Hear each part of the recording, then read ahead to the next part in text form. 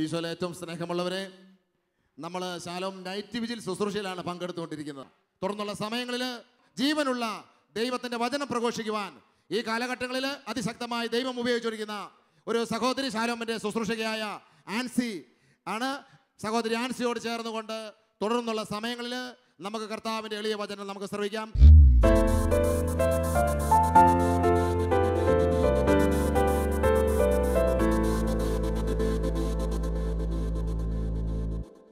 പ്രിയ സഹോദരങ്ങളെ, മെക്സിക്കോയിലേക്ക് ഒരു നിമിഷം നമുക്കൊന്ന് പോയാലോ. മെക്സിക്കൻ യുവാവാണ് ജുവാൻ. അദ്ദേഹത്തിന് ആകെയുള്ള ഒരു ബന്ധു അദ്ദേഹത്തിൻ്റെ ഒരു അങ്കിൾ മാത്രമാണ്. ഈ അങ്കിളാകട്ടെ മരിക്കാറായി അന്ത്യകുദാശയ്ക്ക് വേണ്ടി കാത്തിരിക്കുകയാണ്. ജുവാനെ ഈ അങ്കിൾ വികാരിയച്ഛൻ്റെ അടുക്കലേക്ക് പറഞ്ഞയച്ചു. പോയി അച്ഛനെ കൂട്ടിക്കൊണ്ടുവാ, ഞാൻ മരിക്കാറായി. ജുവാൻ ഓടുകയാണ്. ജുവാൻ ഓടുന്ന വഴിക്ക് ഒരു സ്ത്രീ ജുവാനെ തടഞ്ഞു നിർത്തി. നിങ്ങൾക്കറിയാം ആരാന്ന്. പരിശുദ്ധ ദൈവമാതാവ് ജുവാനെ തടഞ്ഞു നിർത്തി ചോദിച്ചു, ജുവാനെ, നീ എങ്ങോട്ടാ പോകുന്നത്? ജുവാൻ പറഞ്ഞു, നീ എന്നെ തടയരുത്. എൻ്റെ അങ്കിൾ മരിക്കാറായി, ഞാൻ അച്ഛനെ വിളിക്കാൻ പോവുക. പരിശുദ്ധ അമ്മ ജുവാനോട് പറഞ്ഞു, കുഞ്ഞേ, നിന്റെ അമ്മയായ ഞാൻ ഇവിടെ ഇല്ലേ? നിന്റെ അമ്മയായ ഞാൻ ഇവിടെ ഇല്ലേ? പിന്നെ നീ എന്തിനാ വിഷമിക്കുന്നത്? നിന്റെ അങ്കിൾ ഇപ്പോൾ തന്നെ സൗഖ്യം പ്രാപിച്ചു കഴിഞ്ഞിരിക്കുന്നു. നീ ഇനി അച്ഛനെ വിളിക്കാൻ പോകേണ്ടതില്ല. സത്യമായിരുന്നു. മെക്സിക്കോയിൽ ജുവാൻ ഡിയോഗ എന്ന് പേരുള്ള ആ ആദിവാസി യുവാവിന് പരിശുദ്ധ അമ്മ പ്രത്യക്ഷപ്പെട്ടിട്ട് ചോദിച്ചത് ഇങ്ങനെയാണ്, നിന്റെ അമ്മയായ ഞാൻ ഇവിടെ ഇല്ലേ? ഈ രാത്രിയിൽ പരിശുദ്ധ ദൈവമാതാവ് നമ്മോട് ഓരോരുത്തരോടും ചോദിക്കുന്നു ഒരു കാര്യം, നിന്റെ ജോൺ, നിന്റെ അമ്മയായ ഞാനിവിടെ ഇല്ലേ? സിനി, നിന്റെ അമ്മയായ ഞാനിവിടെ ഇല്ലേ? ഉണ്ട്. ഏത് കാര്യത്തിനും നമ്മോടൊപ്പം നിൽക്കുന്ന, നമ്മൾ ചോദിക്കുകയും പ്രാർത്ഥിക്കുകയും ചെയ്യുന്നതിന് മുമ്പേ തന്നെ നമ്മുടെ കാര്യമറിഞ്ഞ് നമ്മുടെ മാനുഷികമായ അമ്മമാർ ചെയ്യുന്നതിനേക്കാൾ ഉപരി നമ്മെ സഹായിക്കുന്ന പരിശുദ്ധ അമ്മ എൻ്റെയും നിങ്ങളുടെയും അടുക്കലുണ്ട്. അമ്മ ഇതാ ഇവിടെയുണ്ട്. അമ്മയുള്ളിടത്ത് ഈശോ ഉണ്ട്. ഈശോ ഉള്ളിടത്ത് പരിശുദ്ധ ത്രിത്വം മുഴുവനുമുണ്ട്. സ്വർഗം, വിശുദ്ധന്മാര്, മലാഖവൃന്ദം മുഴുവനുമുണ്ട്. അതുകൊണ്ട് ഈ രാത്രിയിൽ പരിശുദ്ധ അമ്മയുടെ കരം പിടിച്ചിട്ട്, മാതാവേ, എന്നെ മുഴുവനും ഞാൻ അമ്മയ്ക്ക് തരുന്നു എന്ന് പറഞ്ഞ് ഈ നൈറ്റ് വിജിലിൻ്റെ മുഴുവൻ സ്വർഗീയ കൃപകളും നേടിയെടുക്കുവാൻ അമ്മയോട് ചേർന്ന് നമുക്ക് പ്രാർത്ഥിക്കാൻ ഒരു നിമിഷം നമുക്ക് എഴുന്നേറ്റ് നിൽക്കാം. കണ്ണുകളൊന്ന് അടച്ച് അമ്മ എൻ്റെ പേര് വിളിച്ച് ഇങ്ങനെ പറയുന്നത് ഒന്ന് കേൾക്കാം. കുഞ്ഞേ, നിന്റെ അമ്മയായ ഞാൻ ഇവിടെ ഇല്ലേ? നീ എന്തിനാണ് വിഷമിക്കുന്നത്? നിന്റെ ഏതൊരാവശ്യത്തിനും ഞാൻ സഹായിക്കാനുണ്ട്. ഞാൻ പറഞ്ഞാൽ പുത്രൻ ഈശോ അത് നിനക്ക് ചെയ്തു തരാതിരിക്കില്ല. അമ്മ അത് എന്നോട് ചോദിക്കുന്ന നിമിഷം തന്നെ എൻ്റെ കാര്യത്തിൽ ഈശോ ഇടപെട്ട് കഴിഞ്ഞു. അമ്മയുടെ കരങ്ങളിലേക്ക് നമ്മുടെ ചെറിയ ജീവിതങ്ങൾ, നിയോഗങ്ങൾ, പ്രാർത്ഥനകൾ ചേർത്ത് വെച്ച് ഒന്നിച്ച് വിശുദ്ധരോടും മാലാഖമാരോടും ചേർന്ന് സ്വരമുയർത്തി നമുക്ക് അമ്മയെ ഒന്ന് പ്രകീർത്തിക്കാം. നന്മ നിറഞ്ഞ മറിയമേ സ്വസ്തി,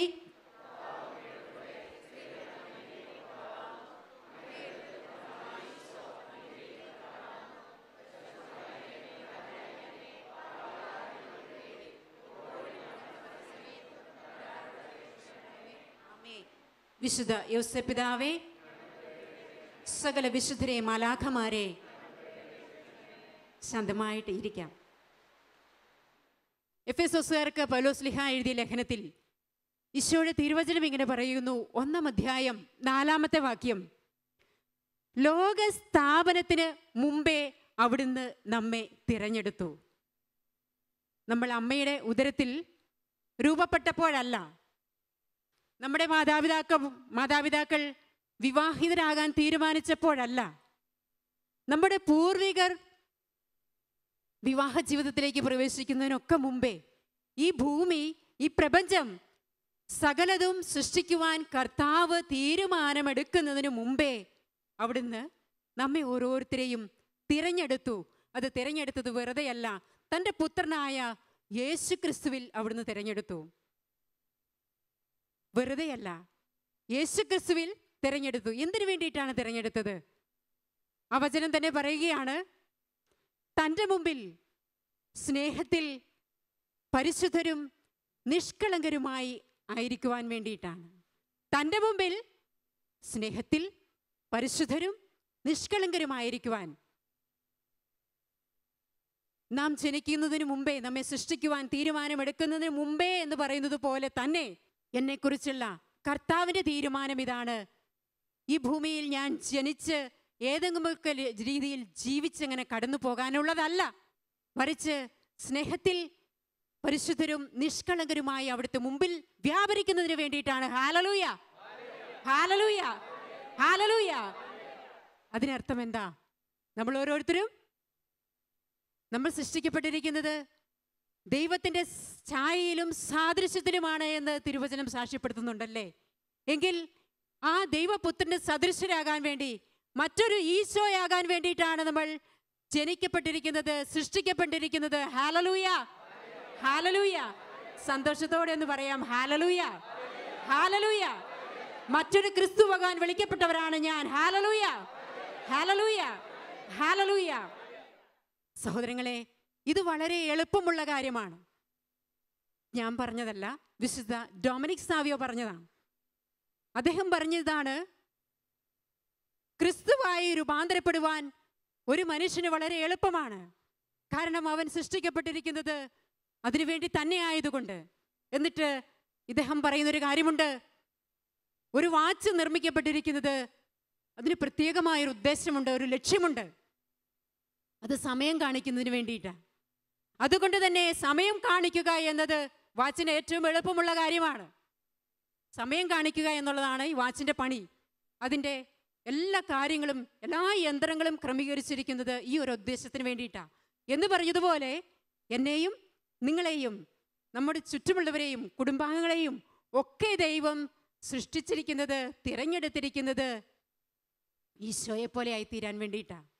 നമ്മുടെ ഉള്ളിലുള്ള എല്ലാ യന്ത്രങ്ങളും, ബാഹ്യമായ യന്ത്രങ്ങളും ഒക്കെ, നമ്മുടെ ഉള്ളിലെ സോഫ്റ്റ്വെയർ, അതൊക്കെ രൂപപ്പെടുത്തിയിരിക്കുന്നത് നമ്മളെ വിശുദ്ധരാക്കാൻ വേണ്ടിയിട്ടാണ്, ഈശോയെ പോലെ ആയിത്തീരാൻ വേണ്ടിയിട്ടാണ്. പിതാവായ ദൈവത്തിൻ്റെ ഉദ്ദേശം പുത്രനായ യേശുവിന് നാം ഓരോരുത്തരും സദൃശരായി മറ്റൊരു ക്രിസ്തുവായി രൂപാന്തരപ്പെടുവാൻ. സ്വർഗത്തിലേക്ക് നമ്മൾ പ്രവേശിക്കുമ്പോൾ നമ്മൾ ഇങ്ങനെയല്ല പ്രവേശിക്കുന്നതെന്നാണ് പറയപ്പെടുന്നത്. ഓരോ കുഞ്ഞ് ഈശോമാരായിട്ടാണ്, ഓരോ കുഞ്ഞ് ക്രിസ്തുമാരായിട്ടാണ് നമ്മൾ സ്വർഗത്തിലേക്ക് പ്രവേശിക്കുക. ദീപ്തിയിൽ, ശോഭയിൽ മാത്രമേ നമുക്ക് വ്യത്യാസം ഉണ്ടാവുകയുള്ളൂ എന്നാണ് വിശുദ്ധരാത്മാക്കളൊക്കെ പറയപ്പെടുന്നത്. പ്രിയ സഹോദരങ്ങൾ, ഇത് വളരെ എളുപ്പമാണ്. നമ്മുടെ ജീവിതത്തിൻ്റെ അവസ്ഥ എത്ര പരിതാപകരമാണെങ്കിലും, ഏതൊരവസ്ഥയിലാണെങ്കിലും എനിക്ക് മറ്റൊരു ക്രിസ്തുവായി മാറാൻ സാധിക്കും എന്ന് മാഗി എന്ന ഒരു കൊച്ചു പെൺകുട്ടി നമ്മോട് പറഞ്ഞു തരികയാണ്. ഇറ്റലിയിലെ ഒരു കൊച്ചു ഗ്രാമത്തിലെ വളരെ മിടുക്കിയായ ഒരു പെൺകുട്ടിയാണ് മാഗി. അവളുടെ അമ്മയും അപ്പനും ഒത്തിരി സ്നേഹത്തോടും ഈശോയുള്ള വലിയ സ്നേഹത്തിലുമാണ് അവളെ വളർത്തിയത്. പക്ഷേ അവളുടെ ഏഴാമത്തെ വയസ്സിൽ ദാരുണമായൊരു സംഭവം, അവളുടെ പ്രിയപ്പെട്ട അമ്മ അവളെ വിട്ടുപിരിഞ്ഞു. പിന്നീട് ദുരിതങ്ങളുടെ ഒരു ഘോഷയാത്രയായിരുന്നു മാഗിയുടെ ജീവിതം. ഏതാനും നാളുകൾക്ക് ശേഷം മാഗിയുടെ പിതാവ് മറ്റൊരു വിവാഹം കഴിച്ചു. പിന്നെ നമുക്ക് പറയാനില്ലല്ലോ പിന്നത്തെ കാര്യങ്ങൾ. ഈ പെൺകുട്ടിയുടെ ജീവിതം ദുരിതങ്ങളുടെ കയത്തിൽ നിന്ന് മറ്റൊരു കയത്തിലേക്ക് വീണുപോയ അവസ്ഥയിലായിരുന്നു. അവളുടെ ജീവിതം എന്നും കഷ്ടപ്പാട്. ഈ വീട്ടിൽ എന്തിന് ജീവിക്കണം, ഈ ഭൂമിയിൽ എന്തിന് ജീവിക്കുന്നു, അല്ലെങ്കിൽ ജനിച്ചതെന്ത്, 100 വട്ടം അവൾ സ്വയം ചോദിച്ചു പോയ അവസരങ്ങൾ ഉണ്ടായിട്ടുണ്ട്. അങ്ങനെ വർഷങ്ങൾ കടന്നുപോയി. യുവതിയായി അവൾ വളർന്നു. പക്ഷേ അതിനേക്കാൾ ഉപരി അവൾ ആ ദേശത്തെ, ആ വില്ലേജിലെ തന്നെ ഏറ്റവും സുന്ദരിയായ ഒരു പെൺകുട്ടിയായി മാറുകയാണ്. എല്ലാവരുടെയും നോട്ടപ്പുള്ളിയായി, എല്ലാവരുടെയും ശ്രദ്ധാകേന്ദ്രമായി. ഇവളുടെ ഉള്ളിലെ സ്നേഹത്തിൻ്റെ ശൂന്യതയും അതുപോലെ വീട്ടിൽ നിന്ന് കിട്ടാത്ത സ്നേഹത്തിൻ്റെയും സന്തോഷത്തിൻ്റെയും കുറവുകളെല്ലാം ഇവൾ മറ്റുള്ളവരിലേക്ക് ചായുവാനുള്ള സാഹചര്യം കൂടിയുണ്ട്.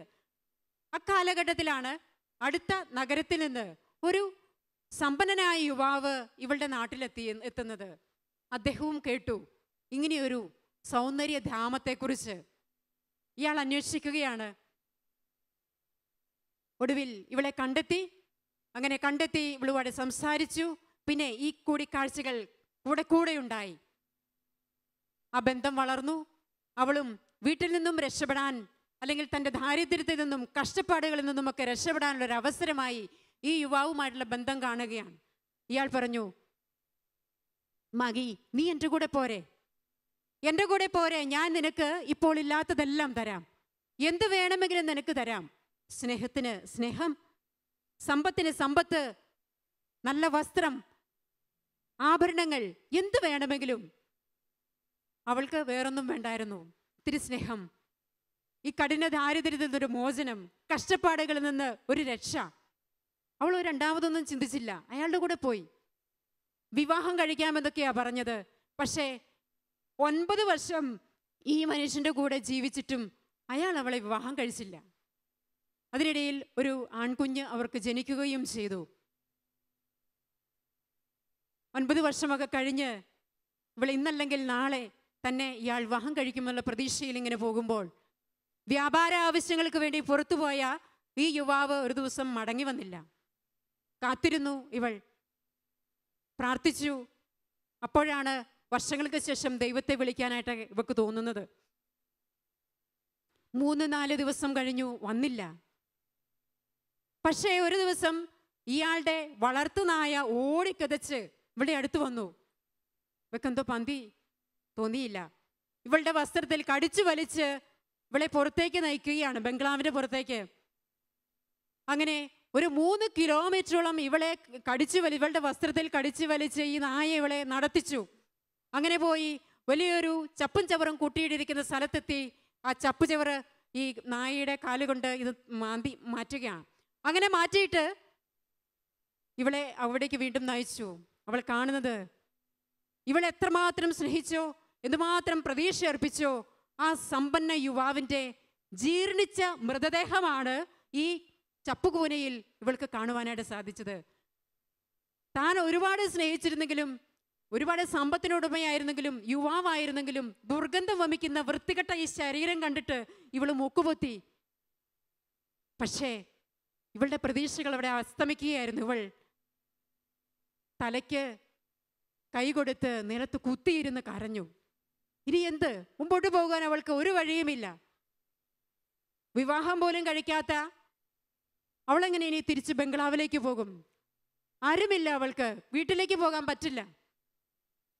അങ്ങനെ എല്ലാം തകർന്ന് ഏതാനും ദിവസങ്ങൾ കണ്ണുനീരോടുകൂടി അവൾ കഴിഞ്ഞുകൂടുകയാണ്. ഒരു മകനുണ്ട്, അവനെ വളർത്തണമല്ലോ, മരിക്കാനും പറ്റില്ല. അങ്ങനെയുള്ള കടുത്ത നിരാശയിലും അവൾക്ക് ചെറിയൊരു അനുതാപത്തിൻ്റെ ചിന്തകളൊക്കെ കടന്നു വരുന്നുണ്ട്. കഴിഞ്ഞ തൻ്റെ 9 വർഷത്തെ ജീവിതം അശുദ്ധിയിലും പാപത്തിലും ജഡിക സുഖത്തിലും കഴിഞ്ഞു പോയ തൻ്റെ അവസ്ഥ, അതെല്ലാം അനുതാപത്തിലേക്ക് അവളെ നയിക്കുന്നുണ്ട്. തെറ്റിപ്പോയി എന്നുള്ളൊരു ചിന്ത അവൾക്കുണ്ട്. എങ്കിലും ഇനി മുമ്പോട്ട് പോകുവാനുള്ളൊരു പ്രതീക്ഷയില്ലാത്തത് കൊണ്ട് ഇവൾ അവിടെ വെച്ച് വീണ്ടും എടുക്കുകയാണ്. അതുവരെ താൻ കടന്നുപോയതിനേക്കാൾ മ്ലേച്ഛമായൊരു ജീവിതത്തിലേക്ക് തൻ്റെ മകനെ വളർത്താൻ സ്വന്തം ശരീരം വിറ്റ് വ്യഭിചാരം ചെയ്ത് ജീവിക്കുവാനായിട്ട് അവൾ തീരുമാനമെടുക്കുകയാണ്.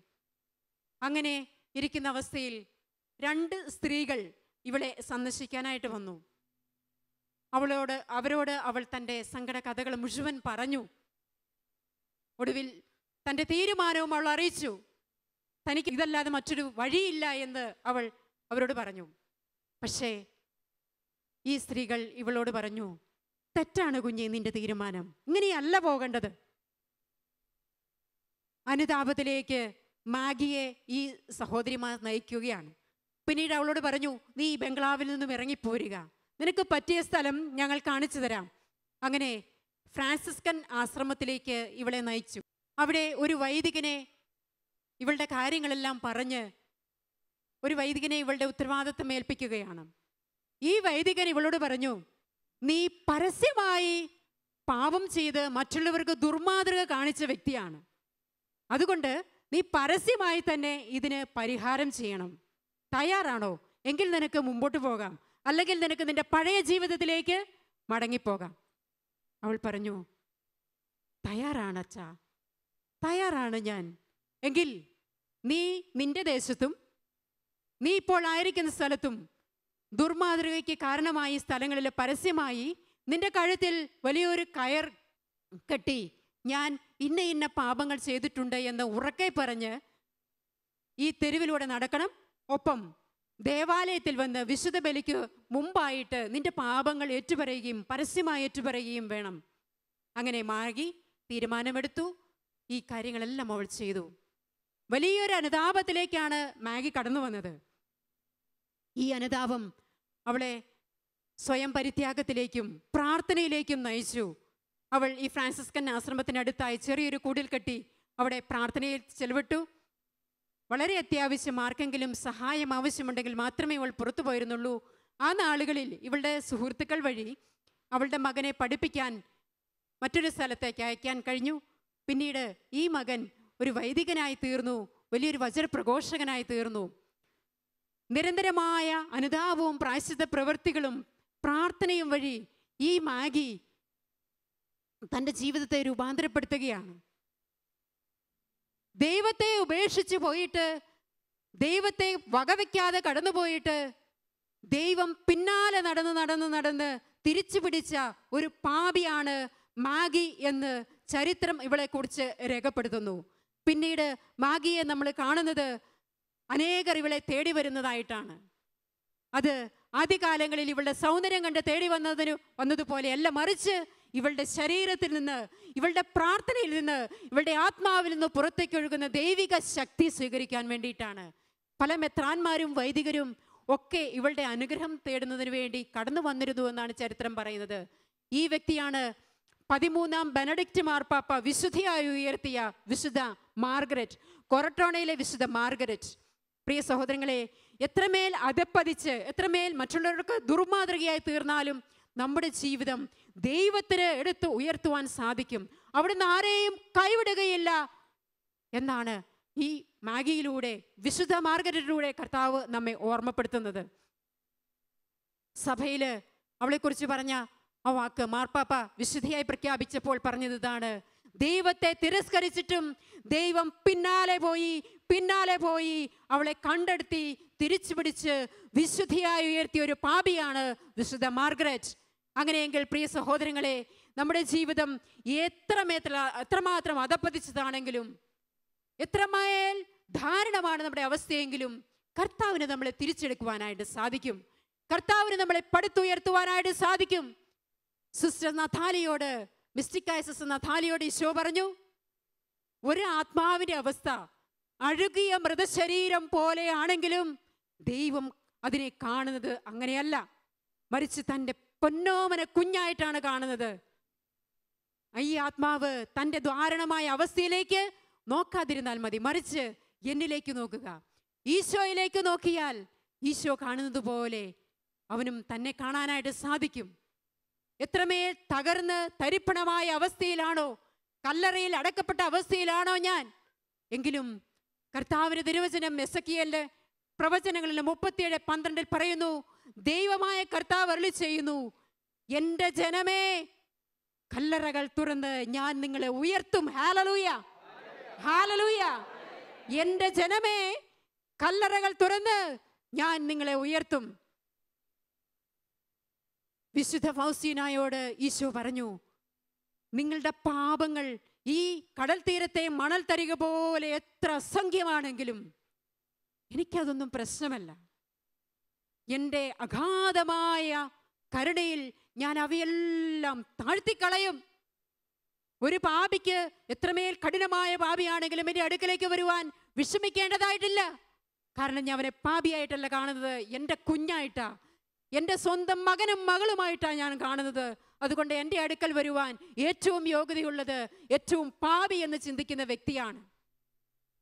ലൂക്ക 19:10 പറയുന്നില്ലേ, നഷ്ടപ്പെട്ടതിനെ കണ്ടെത്തി രക്ഷിച്ച് അതിനെ സ്വന്തമാക്കുന്നതിന് വേണ്ടിയിട്ടാണ് ഞാൻ വന്നിരിക്കുന്നത് എന്ന്. ഈശോ സ്വർഗം വിട്ട് ഭൂമിയിലേക്ക് ഇറങ്ങി വന്നത് നഷ്ടപ്പെട്ടു പോയതിനെ കണ്ടെത്താൻ വേണ്ടിയിട്ടാ. നീതിമാന്മാരെ വിളിക്കാനല്ല. മത്തായി 10:9-13 പറയും പോലെ നീതിമാന്മാർ എപ്പോഴും കർത്താവിനോട് കൂടെയാ. പാപികളെ തേടിയാ വന്നത്. പാപിയാണെന്ന് ആര് ചിന്തിക്കുന്നുവോ, ഏതവസ്ഥയിൽ നിന്ന് അവൻ വീണുപോയോ, എങ്കിലും എത്രമേൽ ദൈവസ്നേഹം അനുഭവിച്ചിട്ട് വീണുപോയാലും കർത്താവ് അവനെ വീണ്ടും പിടിച്ചുയർത്തും. കല്ലറകൾ തുറന്ന് ദൈവം അവനെ ഉയർത്തും.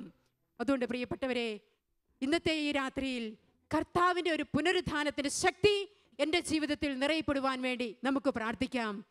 യെശയ്യാ 54:10 പറയുന്നില്ലേ, നിന്നോട് കരുണയുള്ള കർത്താവ് അരുളി ചെയ്യുന്നു, ഈ മലകൾ അകന്നു പോയേക്കാം, നിന്റെ വിശുദ്ധ ജീവിതത്തിന്റെ പുതപ്പ് നിന്നിൽ നിന്നും അകന്നു പോയേക്കാം, എങ്കിലും കർത്താവിൻ്റെ അചഞ്ചലമായ സ്നേഹം നിന്നെ പിരിയുകയില്ല. ആ ഉറപ്പിന്മേൽ നമ്മുടെ ജീവിതങ്ങൾ ഈ രാത്രിയിൽ കർത്താവിന്റെ തിരുസന്നിധിയിൽ പുനഃസമർപ്പണം ചെയ്യുവാൻ നമുക്കൊന്ന് എഴുന്നേറ്റ് നിൽക്കാം. ചതഞ്ഞ ഞാങ്ങണ അവൻ ഒടിക്കുകയില്ല. കരിന്തിരി കത്തുന്നതാണെങ്കിൽ പോലും അവൻ അവത് തിരികെടുത്തുകയില്ല. കണ്ണുകളടച്ച് ഏതവസ്ഥയിൽ നിന്ന് നമ്മളെ പുനരുദ്ധരിക്കുവാൻ, ശക്തിപ്പെടുത്തുവാൻ, ബലപ്പെടുത്തുവാൻ, തൻ്റെ മഹത്വമായി ഉയർത്തുവാൻ കരുത്തുള്ളവനായ കർത്താവിന്റെ കരങ്ങളിലേക്ക് ഇരു കരങ്ങളിലും നമ്മുടെ ജീവിതങ്ങളിൽ നിന്ന് എടുത്തുയർത്തി കൊടുക്കാം. നമ്മൾ ഏതവസ്ഥയിലാണെങ്കിലും ദൈവം നമ്മെ എടുത്തുയർത്തും. യഹോവയുടെ പ്രകാശം, സർവശക്തനായ ദൈവത്തിന്റെ മഹത്വം എൻ്റെ മേൽ അവിടുന്ന് ഈ രാത്രിയിൽ ഉദിപ്പിക്കും. ഇരു കരങ്ങളും കർത്താവിന്റെ കരങ്ങളിലേക്ക് ഉയർത്തി കൊടുത്തുകൊണ്ട്, ജീവിതം കൊടുത്തുകൊണ്ട്, ഏതവസ്ഥയിലും എന്നെ പിടിച്ചുയർത്തുവാൻ, എന്നെ മഹത്വപ്പെടുത്തുവാൻ, തൻ്റെ പ്രകാശം കൊണ്ട് നിറയ്ക്കുവാൻ കരുത്തുള്ള കർത്താവിന്റെ കരങ്ങളിൽ നമ്മെ കൊടുത്തുകൊണ്ട് സ്വരമുയർത്തി നമുക്ക് അവിടുത്തെ ഒന്നിച്ച് ആരാധിക്കാം. ഹല്ലേലൂയ, ഹല്ലേലൂയ, ഹല്ലേലൂയ, ഹല്ലേലൂയ.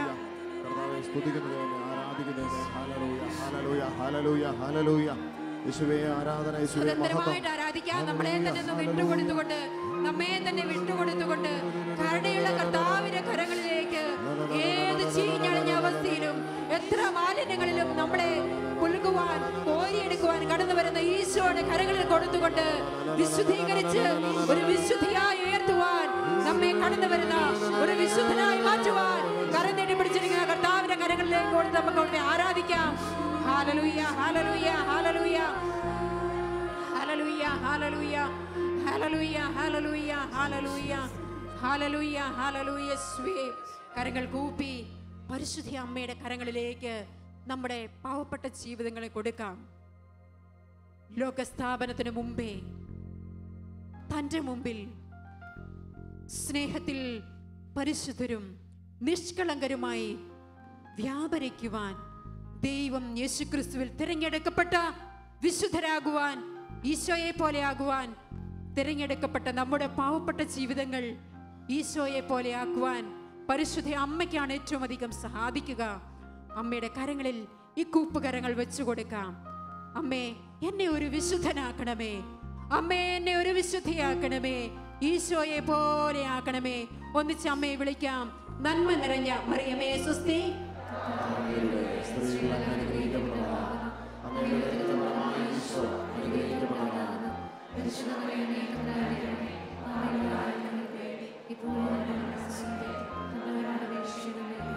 ആമേൻ.